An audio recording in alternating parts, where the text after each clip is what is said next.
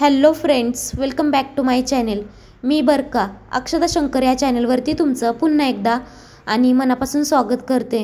तर मिसळ पाहून जसं तुमच्या तोंडाला पाणी सुटलंय तसंच आता एडिटिंग करताना माझ्या पण सुटलंय बरका। मला आता वाटतंय परत करावी परत खावी। तर चला आता जास्त वेळ न घालवता कमी साहित्यात कशी झणझणीत मिसळ बनवायची आहे तुम्हाला आज मी सांगणार आहे।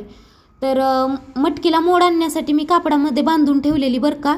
तुम्हाला चाळणीमध्ये घालायचे असेल तर चालेल, पण कापडामध्ये जास्त चांगले मोड येतात, त्यामुळे कापडामध्ये घातली तर उत्तमच।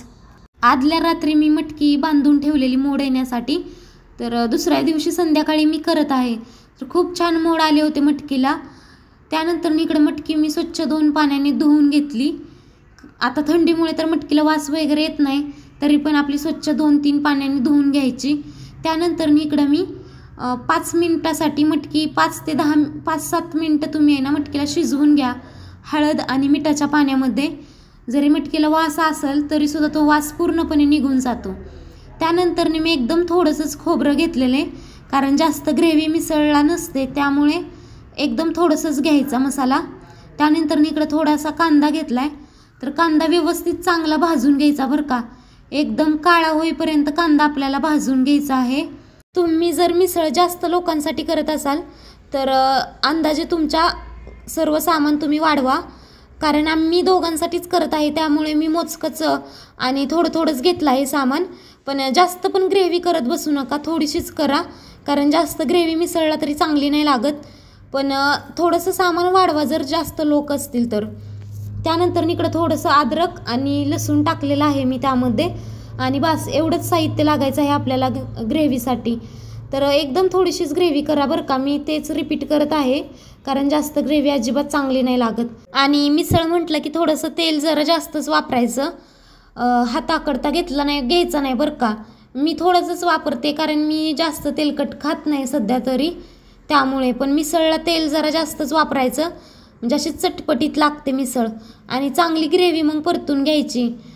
पाहू शकता तुम्ही कसं कढईत तेल सुटलंय, इथपर्यंत आपल्याला मसाला सर्व परतून घ्यायचा आहे तेलामध्ये। आणि त्यानंतर मी यामध्ये मिसळ मसाला टाकत आहे बरं का। तर तुम्हाला जास्त झणझणीत करायचं असेल तर त्यामध्ये मिर्च पावडर किंवा तुमचा कोणताही कांदा लसूण मसाला टाकला तरी चालतंय। अजून धना पावडर जरी टाकली तरी सुद्धा चालेल झणझणीत होण्यासाठी। मला जास्त झणझणीत नको होती, कारण लास्ट टाइम खूप झणझणीत झालेली, त्यामुळे मी फक्त मिसळ मसालाच टाकलाय बरं का यामध्ये। घरामध्ये झणझणीत खाणारे लोक असतील तर मग तुम्ही धना पावडर आणि कांदा लसूण मसाला टाकला तरी चालते। मला सुद्धा झणझणीतच आवडते, पण रोहित खात नाही जास्त तिखट, त्यामुळे मी टाकली नव्हती, फक्त मिसळ मसालाच टाकलेला। त्यानंतर त्याच्यामध्ये चवीनुसार मीठ ॲड केलेलं आहे मी। त्यानंतर आपल्याला याच्यामध्ये पाणी ॲड करायचं आहे। तर पाण्याची क्वांटिटी तुम्ही जशी ग्रेव्ही असेल त्यानुसार टाका। एवढं लक्षात ठेवा की जास्त घट्ट ग्रेव्ही करू नका, नाहीतर मिसळ अजिबात चांगली नाही लागत। कट आपल्याला एकदम पातळच करायचं आहे। त्याचमध्ये मी मटकीचं पण पाणी ॲड करत आहे, जेणेकरून चव येईल अजूनच आपल्या कटाला। तर सर्व मी पाणी ॲड केलं। त्यानंतर थोडीशी कोथिंबीर पण टाकायची आहे आपल्याला। कट चांगला कडला की त्याच्यावरून कोथिंबीरसुद्धा थोडीशी मी टाकलेली आहे। आणि कट आपल्याला चांगला 5-10 मिनटं कडवून घ्यायचा आहे। आणि कडला की मी साईडला अगोदर कट काढून घेतलेला आहे। तुम्हाला नसेल काढायचा तर डायरेक्ट मटकी त्यामध्ये टाकली तरीसुद्धा चालते, पण मी थोडासा रस्सा काढून घेतलेला, म्हणजेच कट जो की मी काढून घेत आहे साईडला। आणि त्यानंतर मग रस्स्यामध्ये मटकी टाकत आहे मी। मटकी साईडला जरी ठेवली बाजूला तरीसुद्धा चालेल, किंवा रस्स्यामध्ये जरी टाकली तरीसुद्धा चालतच आहे। मिसळ करताना एक लक्षात ठेवा, अजिबात जास्त सामग्री घेत बसायचं नाही आहे, जेवढा आहे त्यात, आणि पातळच करायचे, जास्त कुटाणा करत बसायचं नाही ग्रेव्ही। आणि नंतर मग याच्यामध्ये मी लिंबू पिळलेला आहे। लिंबू साईडला जरी ठेवलं तरी चालतंय, पण मला नेहमीची सवय रश्श्यामध्ये लिंबू पिळायची, त्यामुळे मी लिंबू पिळलं रश्श्यामध्ये। तर इकडं आपली मटकी तयार झालेली आहे। त्यानंतर मी इकडं आता प्लेट डेकोरेट करत आहे। मी अशी कुठलीही रेसिपी केली किंवा काहीही जरी बनवलं ना, सर्व वेगळं काहीतरी नवीन, तर मला असं सर्व ना डेकोरेट करूनच घ्यायला आवडतं, त्यामुळे इकडं मग मी डेकोरेट करत होती। तर पहिल्यांदा मी मटकी ठेवलेली आहे, त्यानंतर त्यावरती फरसाणा टाकला, फरसाणा टाकल्यानंतर परत आपल्याला थोडासा कट टाकायचा आहे, तरी म्हणू शकता, आणि वरून कोथिंबीर मस्तपैकी सोडायची आहे. त्यानंतर मग मी इकडे तव्यावरती पाव शेकून घेतले. तर पाव एकदम क्रिस्पी झालेले, मी कमी गॅसवरती शेकून घेतलेले बरं का. त्यानंतर मग इकडे प्लेट डेकोरेट केली मस्तपैकी मी, आणि अशी भन्नाट झालती ना मिसळ, शब्दात वर्णन नाही करू शकत मी.